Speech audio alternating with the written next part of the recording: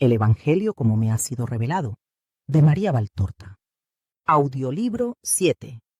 Glorificación de Jesús y María. Capítulo 641. Pedro celebra la Eucaristía en una reunión de los primeros cristianos. 3 de junio de 1944. Es una de las primeras reuniones de los cristianos en los días inmediatamente posteriores a Pentecostés. Los 12 apóstoles son de nuevo 12, porque Matías, que ya ha sido elegido en lugar del traidor, está entre ellos. Y el hecho de que estén los 12 demuestra que no se habían separado todavía para ir a evangelizar, según la orden del Maestro.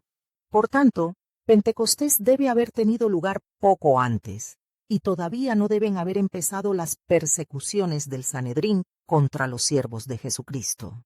En efecto, si así fuera, no tendrían esta celebración con tanta tranquilidad, y sin ninguna medida de precaución, en una casa conocida, demasiado conocida, por los del templo, o sea, en la casa del cenáculo, y precisamente en la habitación donde se verificó la última cena, donde fue instituida la Eucaristía, donde empezó la verdadera y total traición, y la redención.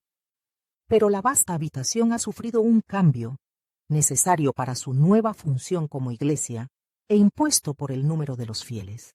La gran mesa ya no está en la pared de la escalera, sino en la frontal, y paralela a la pared, de forma que incluso los que no pueden entrar en el cenáculo, primera iglesia del mundo cristiano, ya repleto de personas, pueden ver lo que sucede dentro, apiñándose, apretujándose, en el pasillo de entrada, donde está, abierta completamente, la puertecita por la que se entra en la habitación.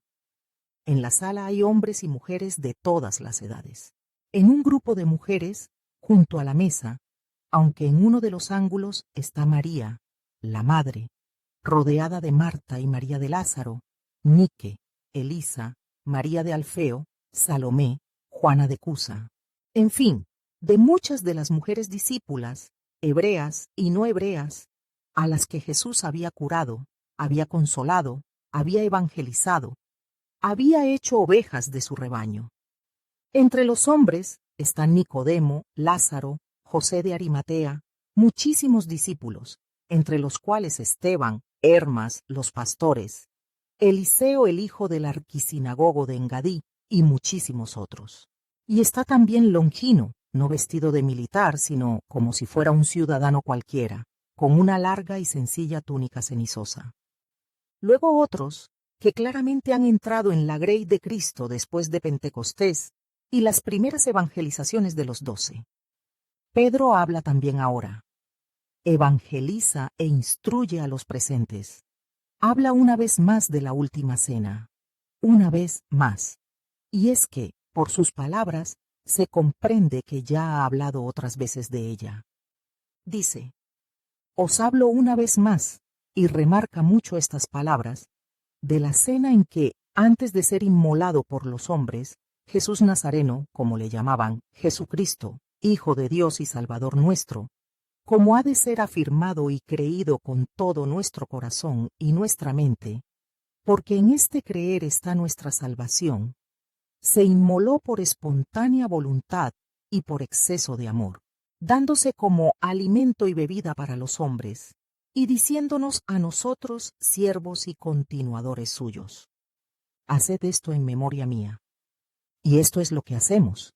Pero, oh hombres, de la misma manera que nosotros, sus testigos, creemos que en el pan y en el vino, ofrecidos y bendecidos, como Él hizo, en memoria suya y por obediencia a su divino mandato, están ese cuerpo santísimo y esa sangre santísima, que lo son de un Dios, Hijo del Dios Altísimo, y que fueron crucificado y derramada por amor y para vida de los hombres, también vosotros, todos vosotros, que habéis entrado a formar parte de la verdadera, nueva, inmortal Iglesia, anunciada por los profetas y fundada por el Cristo, debéis creerlo.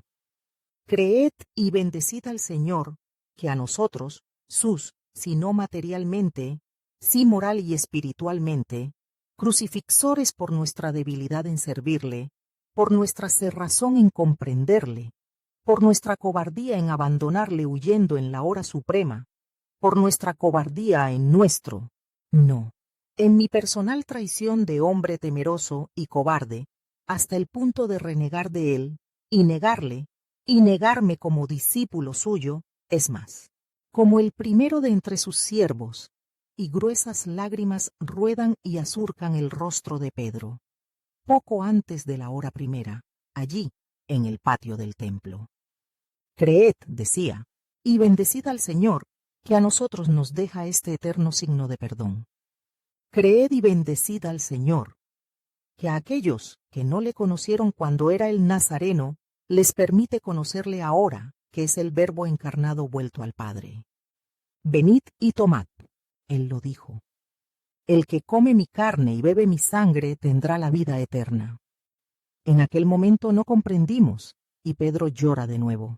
No comprendimos porque éramos obtusos de intelecto, pero ahora el Espíritu Santo ha encendido nuestra inteligencia, fortalecido nuestra fe, infundido la caridad, y comprendemos.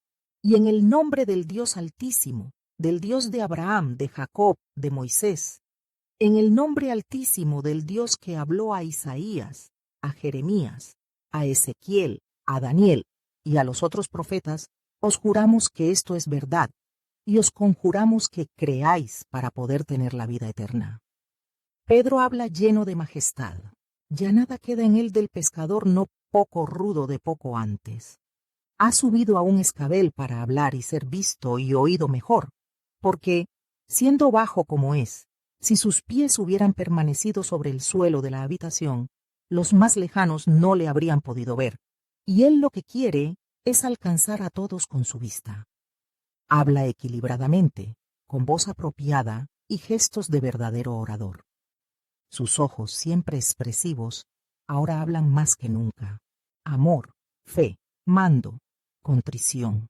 Todo sale a través de esta mirada suya, y anticipa y refuerza sus palabras. Ya ha terminado de hablar.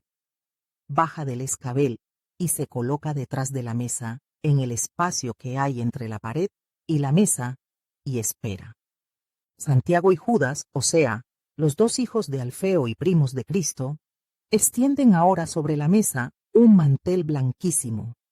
Para hacer esto, levantan el arca ancha y baja que está puesta en el centro de la mesa. También extienden sobre la tapa del arca un paño de finísimo lino. El apóstol Juan va ahora donde María y le pide algo. María se quita del cuello una especie de llavecita y se la da a Juan. Juan la toma, vuelve al arca, la abre y vuelve la parte que está delante, la cual queda apoyada en el mantel y cubierta con un tercer paño de lino. Dentro del arca hay una sección horizontal que la divide en dos secciones. En la de abajo hay una copa y un plato, de metal. En la de arriba, en el centro, la copa usada por Jesús en la última cena y para la primera Eucaristía. Los restos del pan partido por él, colocados en un platito, de material precioso como la copa. A los lados de la copa y del platito que están en el plano superior, a un lado, están la corona de espinas, los clavos y la esponja. Al otro lado, uno de los lienzos enrollado, el velo con que Nike enjugó el rostro de Jesús, y el que María dio a su hijo para que se cubriera con él las caderas. En el fondo del arca hay otras cosas, pero dado que quedan más bien ocultas y que ninguno habla de ellas ni las muestra, no se sabe lo que son. Sin embargo, respecto a las otras, respecto a las visibles, Juan y Judas de Alfeo las muestran a los presentes, que se arrodillan ante ellas. Pero ni se muestran ni se tocan la copa y el platito del pan. Tampoco se extiende toda la sábana. Solo se muestra enrollada, mientras se dice lo que es. Quizás Juan y Judas no la desenrollan para no despertar en María el recuerdo doloroso de las atroces vejaciones sufridas por su hijo. Terminada esta parte de la ceremonia, los apóstoles, en coro, entonan unas oraciones. Yo diría que son salmos porque los cantan como acostumbraban a hacer los hebreos en sus sinagogas o en sus peregrinaciones a Jerusalén para las solemnidades prescritas por la ley. La gente se une al coro de los apóstoles, que de esa manera cada vez se hace más solemne. En fin, traen panes y los colocan en el platito de metal que había en la parte inferior del arca, y traen unas pequeñas ánforas, también de metal. Pedro recibe de Juan, que está arrodillado al otro lado de la mesa, mientras que Pedro sigue entre la mesa y la pared, aunque vuelto hacia la gente, la bandeja con los panes. La alza y la ofrece, luego la bendice y la pone sobre el arca.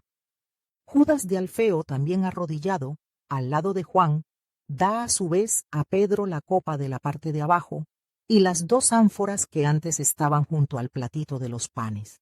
Pedro vierte el contenido de ellas en la copa. Alza esta y la ofrece, como había hecho con el pan. Bendice también la copa y la pone sobre el arca, al lado de los panes. Oran de nuevo. Pedro fracciona los panes en muchos trozos, mientras los presentes se postran más aún, y dice: «Esto es mi cuerpo. Haced esto en memoria mía». Sale de detrás de la mesa, llevando consigo la bandeja llena de los trozos de los panes, y lo primero, va donde María y le da un trozo. Luego, pasa a la parte delantera de la mesa y distribuye el pan consagrado a todos los que se acercan para recibirlo. Sobran pocos trozos, los cuales, en su bandeja, son colocados sobre el arca. Ahora toma la copa y la ofrece, empezando esta vez también por María, a los presentes. Juan y Judas le siguen con las pequeñas ánforas y añaden los líquidos cuando el cáliz está vacío, mientras Pedro repite la elevación, el ofrecimiento y la bendición para consagrar el líquido. Cuando todos los que pedían nutrirse de la Eucaristía han sido complacidos, los apóstoles consumen el pan y vino que han quedado. Luego cantan otro salmo o himno, y después de esto Pedro bendice a los presentes, quienes, después de su bendición, se marchan lentamente. María, la madre, que ha estado de rodillas durante toda la ceremonia de la consagración y de la distribución de las especies del pan y del vino, se alza y va hasta el arca. Hace una inclinación por encima de la mesa y toca con la frente la superficie del arca donde están puestos la copa y el plato usados por Jesús en la última cena, y pone un beso en el borde de ambos. Un beso que es también para las otras reliquias recogidas ahí. Luego Juan cierra el arca y devuelve la llave a María, que vuelve a ponérsela en el cuello.